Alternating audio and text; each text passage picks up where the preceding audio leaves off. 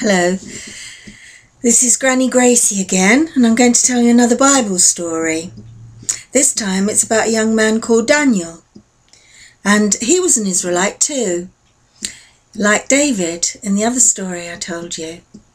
And the only thing was, things were different in Daniel's day. There had been a war between his country, the land of Israel, and the Babylonians, and the Babylonians had won the war and taken most of the people as slaves into Babylon. And Daniel was amongst those people that were taken into Babylon, and he was exiled from his own country. But he was of noble birth and well educated, and he and some of his friends were taken into the court of the king, King Nebuchadnezzar, and they were taught the Babylonian language and given work to do in the king's court.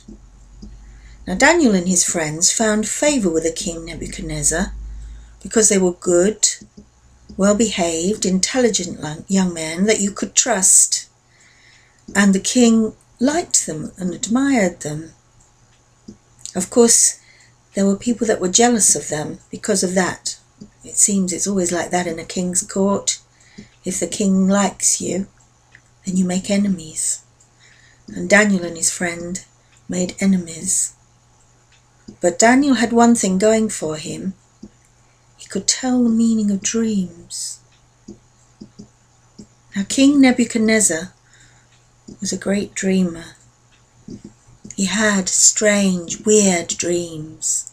And in those days, people believed a lot in dreams. They believed that mysteries and secrets were hidden in their dreams, and that if you could interpret them, you would know what the future held. King Nebuchadnezzar had very odd dreams, and no one could tell him what they meant, until young Daniel was brought to him. Not because he was especially wise or clever, but because he was good and faithful to God. God gave him the gift of being able to interpret the dreams of King Nebuchadnezzar, and that made him even more popular in the king's eyes. And Daniel was given a lot of responsibility and even power in the kingdom, and that made even more enemies for him amongst other people at the king's court.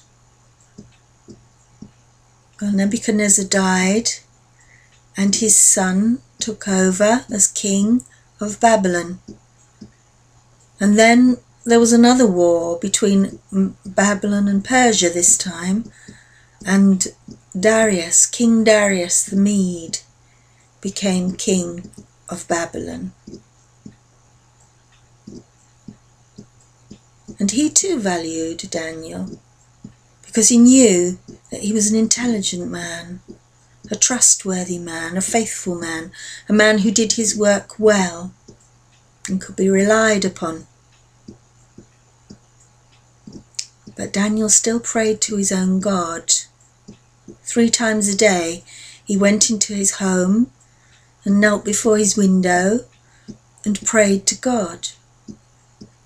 Now in Babylon, people worshipped all sorts of gods, and one of the gods they worshipped was the king himself. The king liked to be thought of as a god. He liked to have people worshipping him.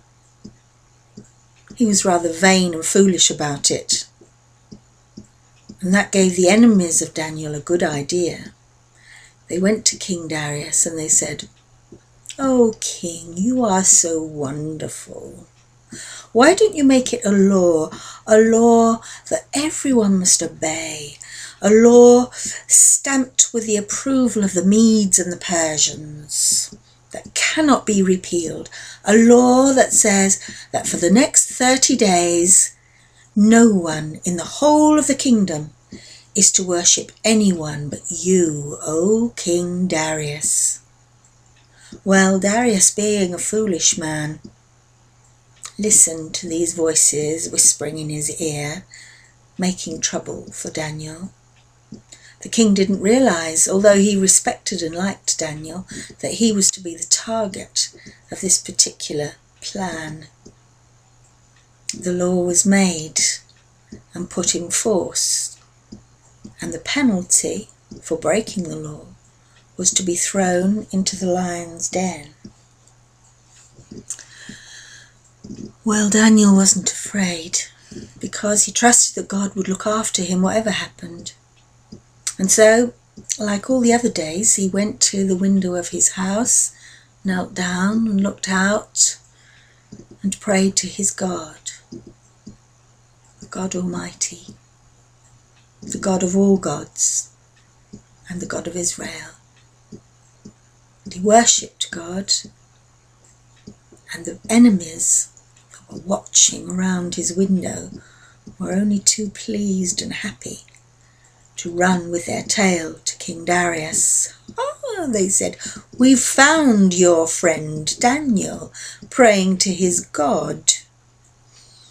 He has not kept your law, O King Darius, the law sealed with the authority of the Medes and the Persians that was not to be repealed.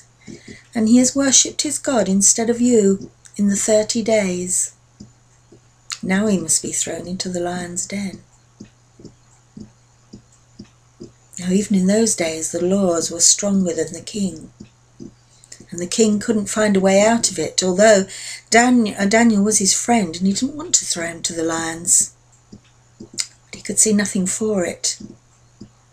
And so the great den where the lions were kept for just this very purpose was opened, and Daniel was thrown in amongst the lions, and the door was shut behind him. While Daniel was in the lion's den, the lions didn't attack him. The angel of the Lord came into the lion's den and shut the lions' mouths. And Daniel spent a peaceful, quiet time in the lion's den. No danger, protected by the angel. But the king didn't know this. He had a bad night. He agonized. He gnawed his fingernails. He tried to drink wine to make him forget. He walked up and down. He banged his forehead with his fist. Why did I let myself be tricked into this? Daniel is the only man of integrity in the whole kingdom, and I've allowed him to be thrown into the lion's den. I'm a fool to be led astray by those other ministers. They're just enemies of Daniel. They're just jealous of him.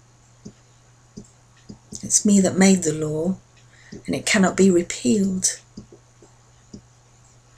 So he waited until morning. When morning came, the king ran to the den where the lions were, and soldiers who were in front of the door, he said, "Open the door." He opened the door of the lion's den, and out walked Daniel without a mark on him, completely unharmed. The king was full of joy. He rejoiced. He threw his arms around Daniel. He said, "Your God, Daniel, is stronger than I realized. And these men who tried to punish you and get you out of the way, well, they can be thrown into the lion's den themselves." And so they were. And this time there was no angel to shut the lions' mouths.